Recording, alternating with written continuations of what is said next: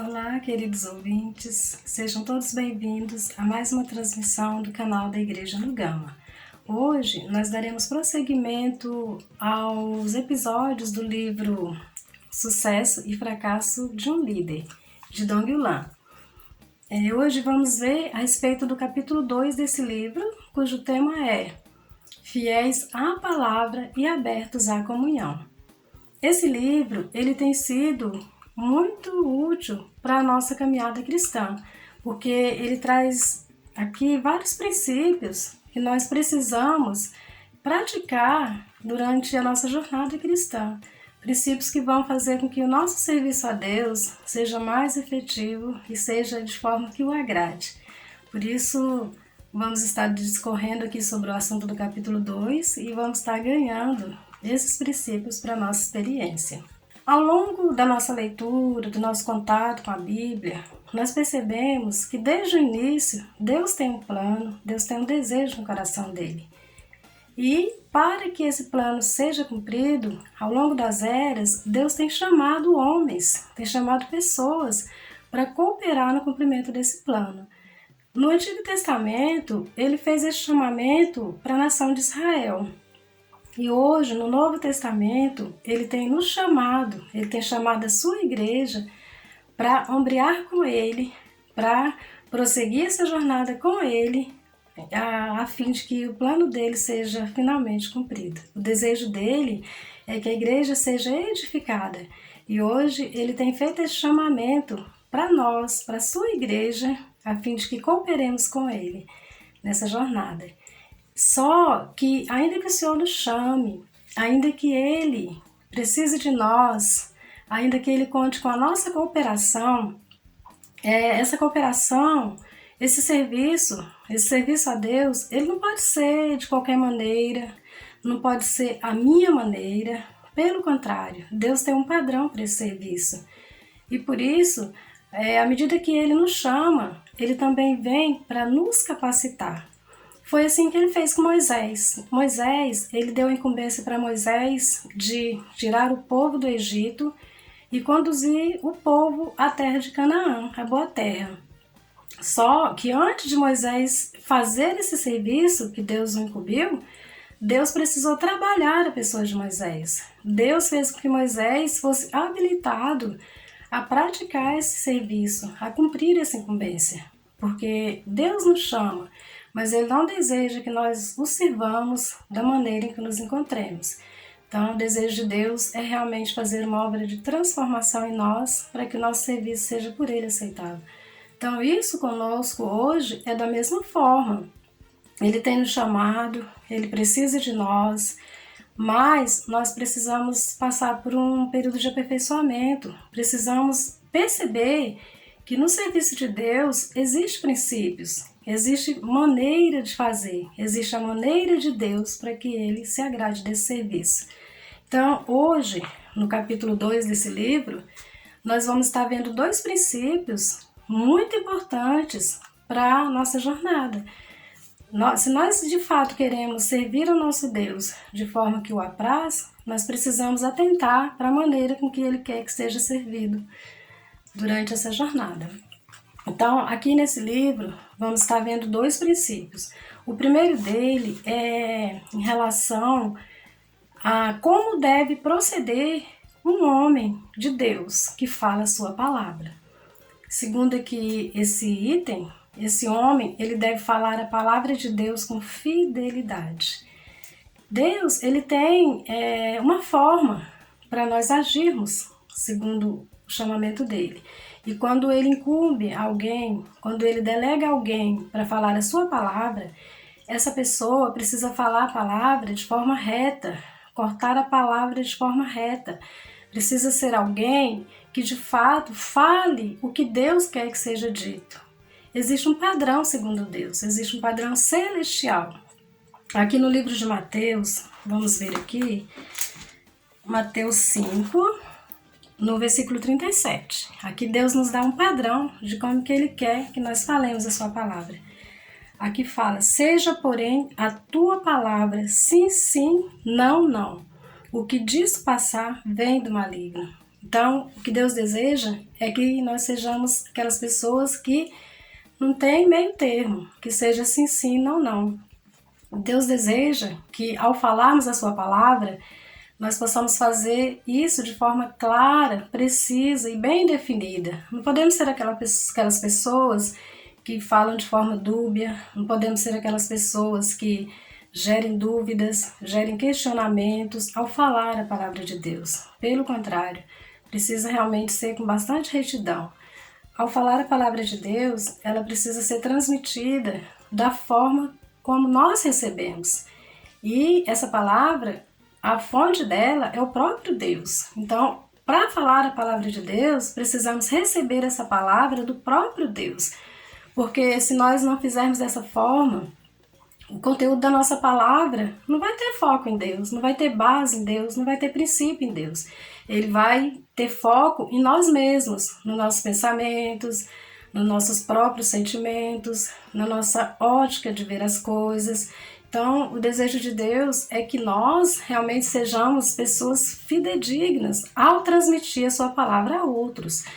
E aqui no livro de 1 Timóteo, 1 Timóteo 1,15, diz o seguinte: fiel é a palavra e digna de toda aceitação. Então a palavra de Deus, ela é fiel, ela é pura, ela é verdadeira, ela é o próprio Deus. Então, quando nós vamos fazer essa transmissão da palavra de Deus a outros, quando nós vamos ser esses canais de transmissão, Deus deseja que essa palavra é que seja transmitida. Essa palavra é fiel, real, essa palavra é digna de aceitação, é essa palavra que Deus deseja que chegue até os homens por meio de nós.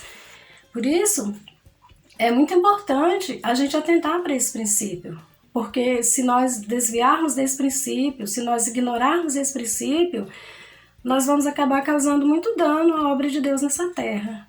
Porque o desejo de Deus é Ele próprio ser falado, e não algo que saia de mim mesmo.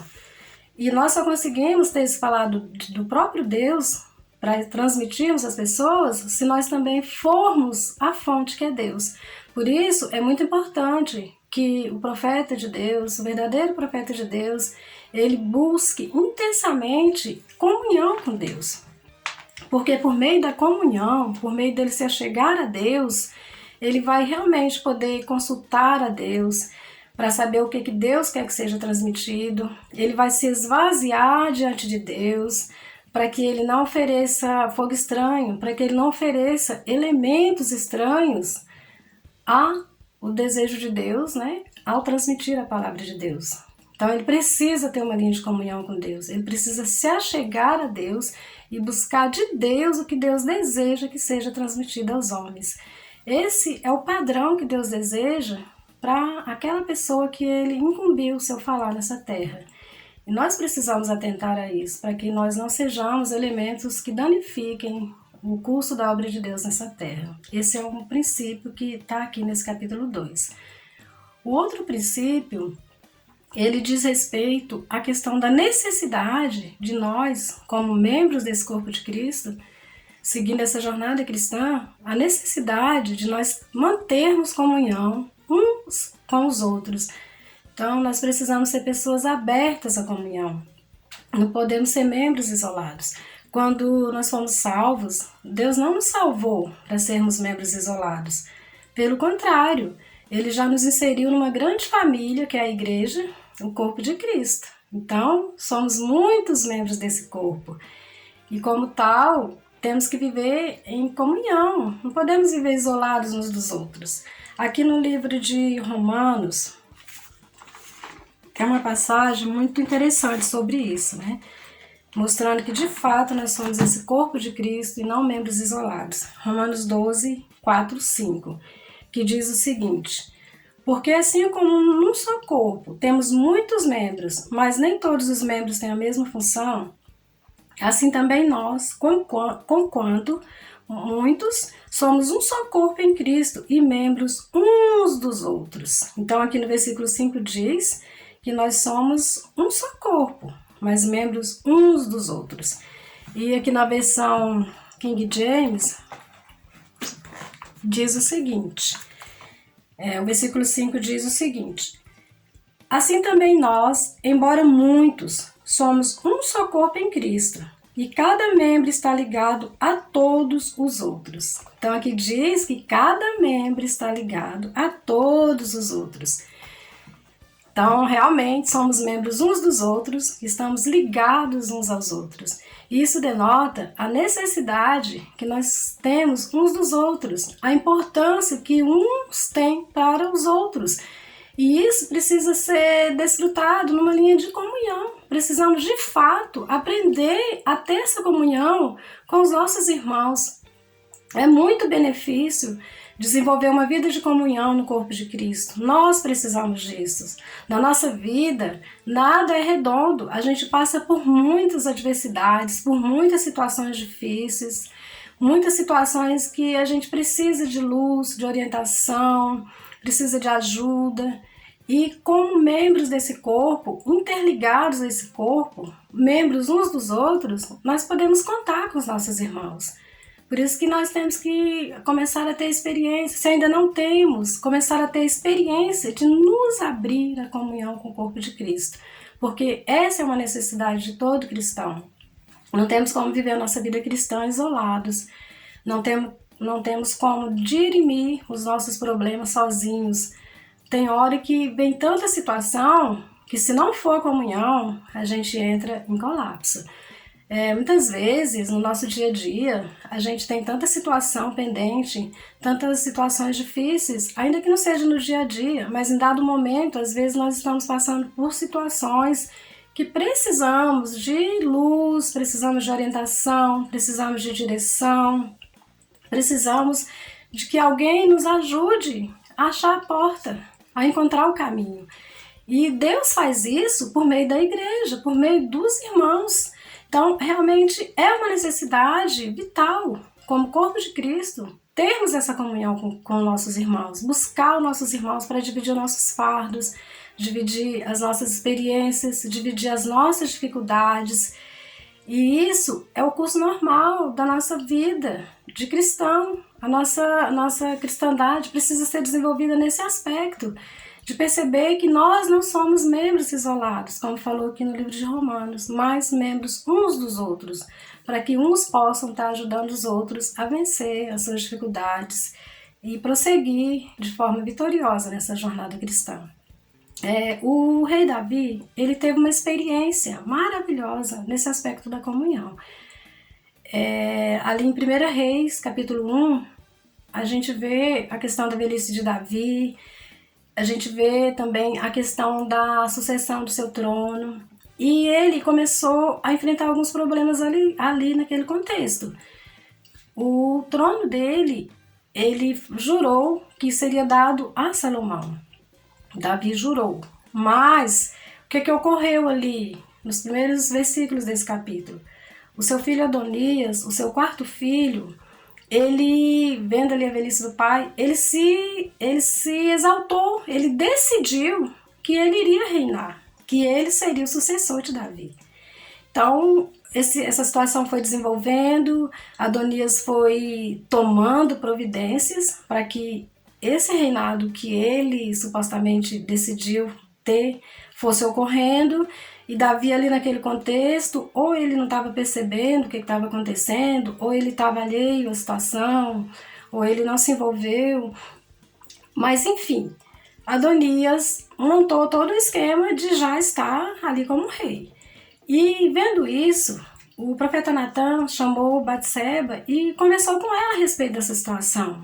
Orientou a Batseba a respeito dessa questão.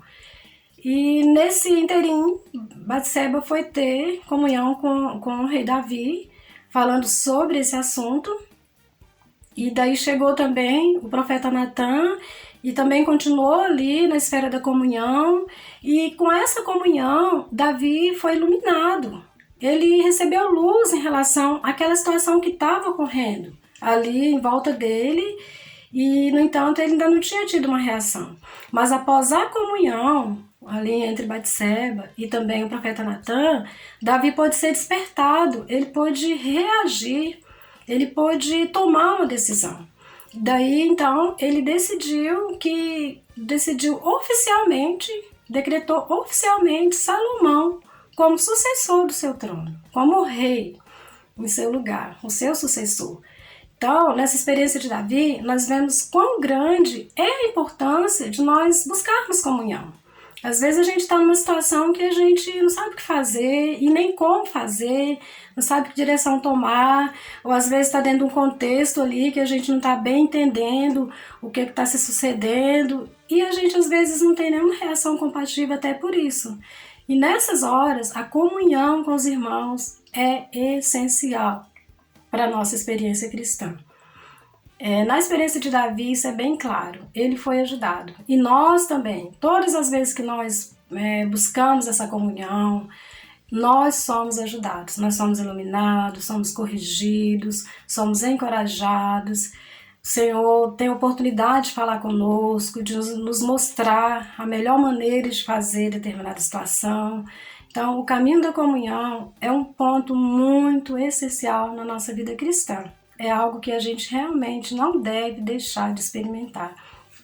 Por meio da comunhão, muitas das nossas situações que antes nos pareciam grandes gigantes a nos sufocar, a nos engolir, após uma comunhão, elas se tornam como pão. Elas podem até não desaparecer, mas elas se tornam como pães que nós podemos digerir esses pães, que nós vemos que a nossa condição ali naquele momento é de conseguir digerir, porque nós recebemos luz, recebemos ajuda, recebemos encorajamento. Então a nossa situação antes gigantesca, que se tornam como pães, se torna possível de estar sendo resolvida ou de estar sendo digerida ali na nossa experiência. Então, amados irmãos, não deixemos de buscar a linha da comunhão. Essa esfera da comunhão é salvação para nós. Com certeza, após uma comunhão, assim como o rei Davi teve uma reação, nós também, após passar por uma comunhão, a nossa reação será totalmente diferente. Nosso coração, com certeza, vai sair com paz, vai sair com refrigério. E isso aí é essencial para que também a gente consiga resolver os nossos problemas, ter o nosso coração em paz e refrigerado. E isso nós conseguimos adquirir por meio de buscar, de estar abertos à comunhão com o corpo de Cristo. Então, esse livro, de fato, ele nos traz lições que nós precisamos experimentar, precisamos praticar. No caso desse capítulo 2, trouxe essas duas lições, a questão da fidelidade ao falar por Deus e ainda essa questão de nós nos abrirmos à comunhão com os nossos irmãos para receber a luz e o falar do nosso Deus. Que esse livro possa continuar nos ajudando, que nós possamos continuar abstraindo os princípios que ele tem trago para nós. Isso vai nos garantir realmente ser mais úteis ao Senhor. Porque por meio dessas experiências, o Senhor tem a oportunidade de mudar a nossa constituição, de mudar a nossa pessoa, de causar transformação em nós, de nos fazer pessoas mais úteis para que Ele possa de fato nos usar na sua obra. Que nós possamos também ter esse coração de buscar esse aperfeiçoamento, de buscar essa luz que o Senhor tem nos dado por meio da sua palavra, por meio da palavra escrita, porque é isso que vai determinar uma vida cristã vitoriosa. E o alvo do nosso viver cristão precisa ser esse, ser vitorioso, ser um viver que de fato agrade a Deus, ser um viver que de fato nós possamos ser úteis na mão de Deus, que Deus possa de fato nos usar por meio de trabalhar em nós os seus princípios, trabalhar em nós a sua maneira que Ele tem para que Ele possa aceitar o nosso serviço. Amém. Se você gostou desse vídeo, deixe o seu like. Se você ainda não é inscrito nesse canal, faça a sua inscrição, inscreva-se para que você tenha a oportunidade de continuar recebendo mais mensagens que possam estar também trazendo luz, trazendo princípios para a sua vida. Que Deus o abençoe.